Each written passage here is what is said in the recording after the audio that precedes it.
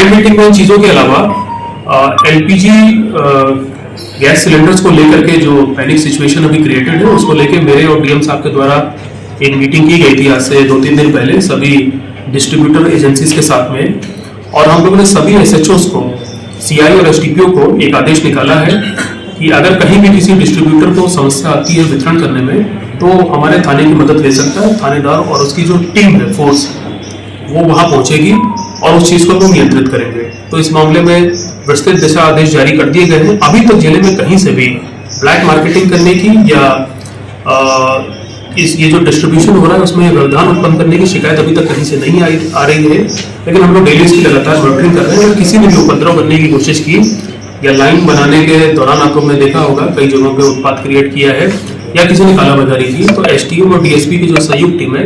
वहाँ छापेमार की कार्रवाई करेगी और इसमें गिरफ्तारी होने पे 7 साल तक की जेल हो सकती है इन लोगों को। ये मैं आप लोग के माध्यम से बता देना चाहूँगा।